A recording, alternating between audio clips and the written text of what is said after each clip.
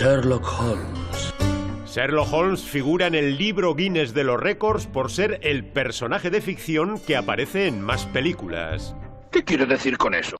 Pues que el mítico Holmes tiene el récord de haber aparecido por el momento en 301 películas y teleseries, entre las que destacan la serie de la BBC Sherlock, la producción de Spielberg El secreto de la pirámide, con un joven Sherlock Holmes, o La vida privada de Sherlock Holmes, dirigida por el genial Billy Wilder.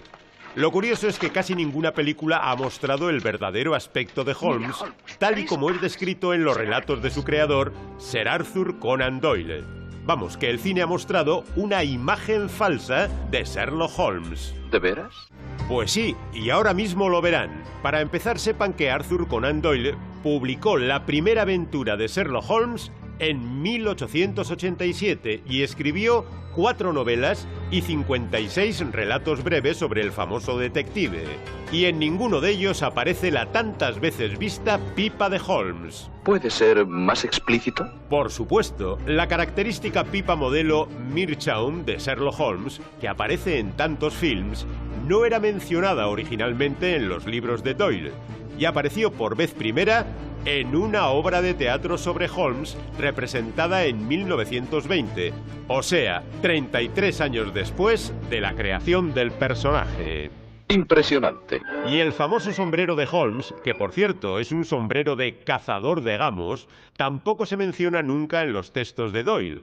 Ese sombrero apareció en ilustraciones como esta de la revista The Strand Magazine, que publicaba las aventuras del detective. Por eso, la vida privada de Sherlock Holmes incluye diálogos como este. Me ha descrito con una estatura de 1,90 m cuando apenas mido 1,80 m. Una pequeña licencia poética. Me ha cargado con esta absurda vestimenta que ahora el público espera verme siempre lucir. Eso no es cosa mía, culpe de ello al ilustrador. Ha hecho de mí un virtuoso del violín. Pero el dato más curioso sobre Holmes es que su frase más famosa, la archiconocida "elemental, querido Watson", realmente no aparece en los libros del personaje.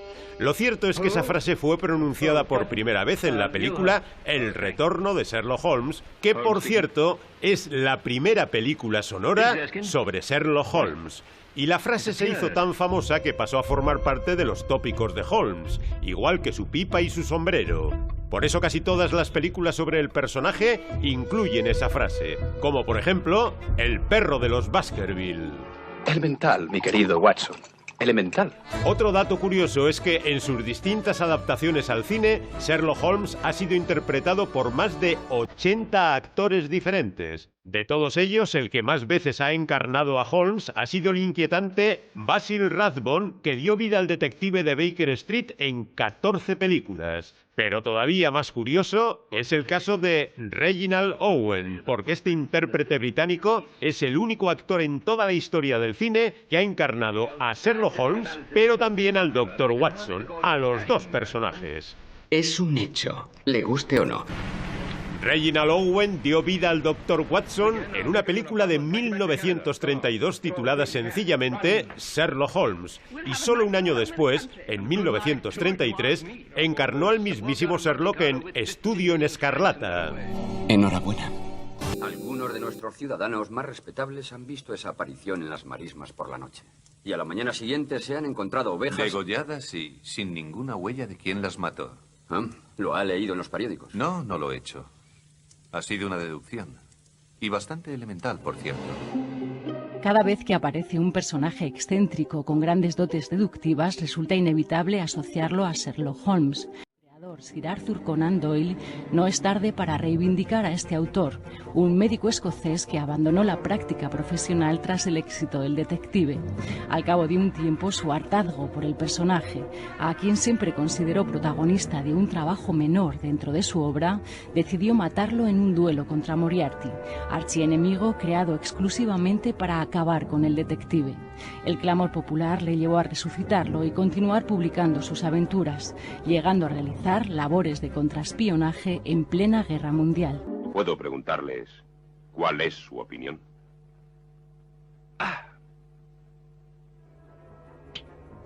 Pese a que su creación pueda parecer hoy en día un tanto apolillada o de modé, su influencia en el cine y en la cultura contemporánea ha sido mucho mayor de lo que parece, no solo por ser uno de los personajes que más veces ha sido llevado a la pantalla junto a Drácula o Tarzán, sino que además su carácter y su modo de investigación han marcado tendencia desde su aparición. Numerosos actores prestaron su rostro al detective de Baker Street, destacando por encima de ellos Basil Rathbone, primero para la Fox y luego para la Universal, y Peter Cushing, con las fantásticas adaptaciones que la Hammer llevó a cabo a finales de los 50. Ahí tengo una invitación de la Sinfónica de Liverpool para actuar como solista en el concierto de Mendelssohn. ¿De veras? Y apenas podría seguir el compás de un vals o cualquier otro compás supuestamente fácil. Tras alguna incursión al personaje, como la de Billy Wilder en 1970 o los intentos durante los 80 de rescatarlo para el público joven por parte de gente tan dispar como Hayao Miyazaki o Steven Spielberg en su faceta de productor, Guy Ritchie lo intenta a través de la versión del cómic de Lionel Wigran, dejando a un lado su carácter intelectual y destacando su aspecto más físico y socarrón. Nuestro concepto se basa en crear una historia inspirada en Sherlock Holmes, regresar al espíritu de lo que Conan Doyle pretendía, y eso nos lo moderniza y lo vuelve accesible para el público contemporáneo. En caso contrario, se podría haber perdido. Espero que tan solo hayamos actualizado la narrativa. Llevado por la intención de crear al investigador definitivo, Conan Doyle dotó a su personaje de cualidades singulares y empleó un método de investigación que sigue estando vigente hoy en día, no solo en los cuerpos policiales de todo el mundo, sino también en sus reflejos en la ficción, traspasando las barreras impuestas por los géneros. Búsqueda de pruebas en el lugar del crimen, en el cuerpo del delito. Interrogatorios a testigos y sospechosos. Análisis de las pruebas encontradas. A los que además hay que sumar otras cualidades excepcionales como la capacidad de disfrazarse, de investigar en los bajos fondos, la lucha con espada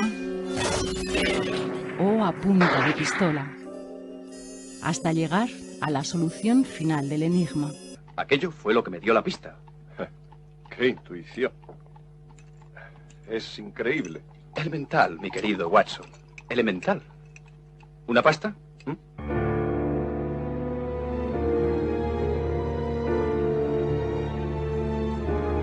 Es por ello que la figura de Holmes resulta clave para entender la posterior evolución del género de detectives. Se convirtió en el referente principal para otros que vendrían después, evolucionando con el devenir del siglo XX. Los Marlowe, Maigret, Colombo y compañía irían creando un prototipo más endurecido por el periodo de la posguerra, dejando a un lado el carácter bohemio de Holmes para adoptar formas más terrenales y apegadas a los tiempos que les tocaron vivir. ¿Y si no hubiera caído desde aquella torre, sino de alguna parte de por allí, y luego el cuerpo hubiera rodado hasta aquí? ¿Watson? Ya no hay lugar para el diablo. Se recrearon personajes detectivescos en tenebrosos pasados, otros en futuros no muy lejanos pero igualmente oscuros. De todos modos, siempre nos quedará la figura que sirvió de ejemplo a todos ellos, el inimitable Sherlock Holmes.